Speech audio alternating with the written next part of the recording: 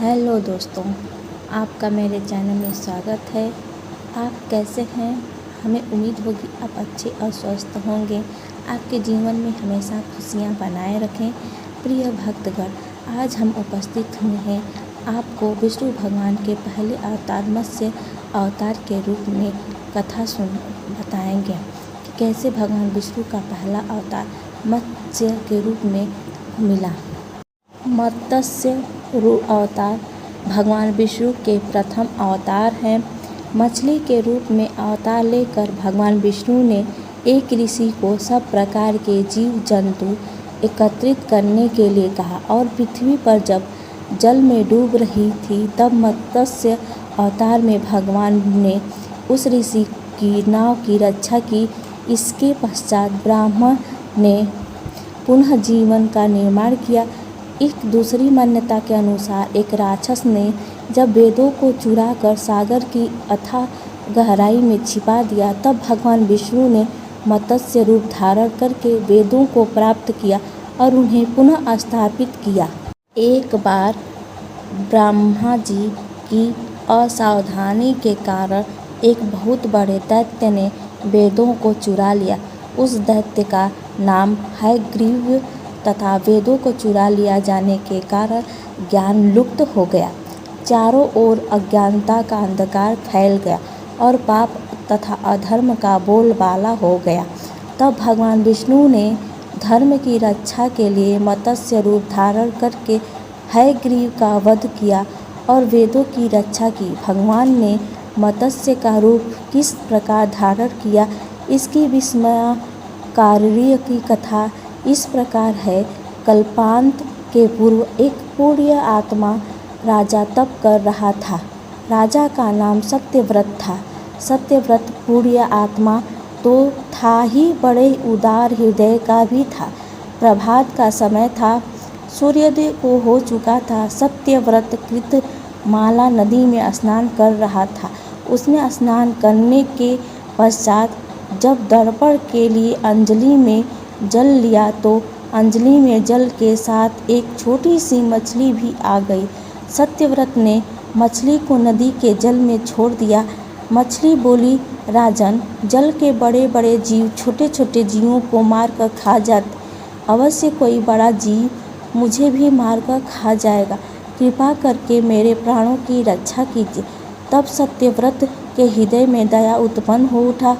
उसने मछली को जल से भरे हुए अपने कमंडलू में डाल लिया। तभी एक आश्चर्यजनक घटना घटी। एक रात में मछली का शरीर इतना बढ़ गया मानो कि कमंडलू उसके रहने के लिए छोटा पड़ने लगा। दूसरे दिन मछली सत्यव्रत से बोली, राजन, मेरे रहने के लिए कोई दूसरे स्थान ढूंढिए क्योंकि मेरा शरीर बढ़ गया है। घूमने फिरने में बड़ा कष्ट होता है मुझे।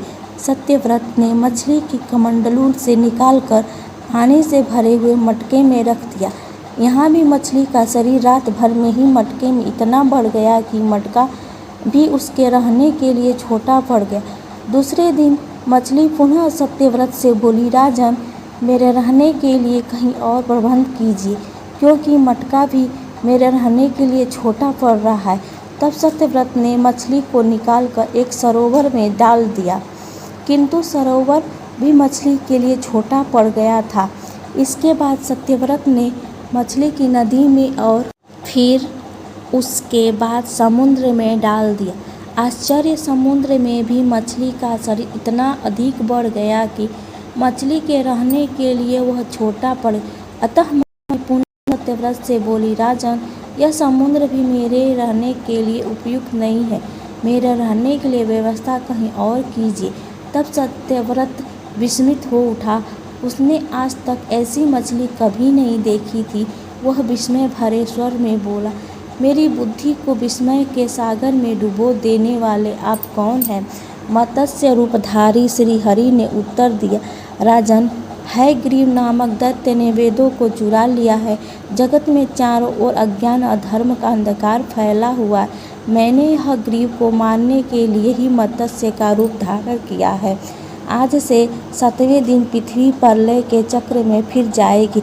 समुद्र उमड़ उठेगा, भयानक वृष्टि होगी, सारी पृथ्वी पानी में डूब जाएगी। जल के अतिरिक्त कहीं कुछ भी दृष्टिगोचर नहीं होगा। आपके पास एक नाव पहुँचेगी। आप सभी अनाजों और औषधियों के बीजों को लेकर सप्तऋषि के साथ नाव पर बैठ जाएंगे। मैं उसी समय आपको पुनः दिखाई पड़ूंगी और आपको आत्मतत्व का ज्ञान प्रदान करूंगा। सत्यव्रत उसी दिन से हरि का स्मरण करते हुए प्रलय की प्रतीक्षा करने लगे। 7वें दिन प्रलय का दृश्य उपस्थित हो उठा। समुद्र भी उमड़कर अपनी सीमाओं से बाहर बहने लगा। भयानक वृष्टि होने लगी। थोड़ी ही देर में सारी पृथ्वी पर जल ही जल हो गया। संपूर्ण पृथ्वी जल में समा गई। उसी समय एक नाव दिखाई पड़ी। सत्यव्रत सप्तऋषियों के साथ उस नाव पर बैठ गया। उन्होंने नाव के ऊपर संपूर्ण अनाजों और औषधियों के बीज भर दिए। नाव प्रलय के सागर में तैरने लगी। प्रलय के उस सागर में उस नाव के अतिरिक्त कहीं भी कुछ भी नहीं दिखाई दे रहा था। साहस मत्स्य रूपी भगवान प्रलय के सागर में दिखाई पड़े। सत्यव्रत और सप्तऋषि गण समस्त मत्स्य रूपी भगवान की प्रार्थना करने लगे। भगवान से आत्मज्ञान का पाकर सत्यव्रत का जीवन धन्य हो उठा। वे जीते जी ही जीवन मुक्त हो गया। प्रलय का प्रकोप शांत होने पर मत्स्य रूपी भगवान ने हयग्रीव को मारकर उससे वेद छीन लिया। भगवान ने ब्रह्मा जी को पुनः वेद दे दिया। इस प्रकार भगवान ने मत्स्य रूप धारण करके वेदों का उद्धार तो किया ही, साथ ही संसार के प्राणियों का अमित कल्याण किया। प्रिय भक्तगण, आपको भगवान विष्णु के पहले अवतार मत्स्य की कथा कैसी लगी? कमेंट बॉक्स में कमेंट करिएगा। राधे राधे।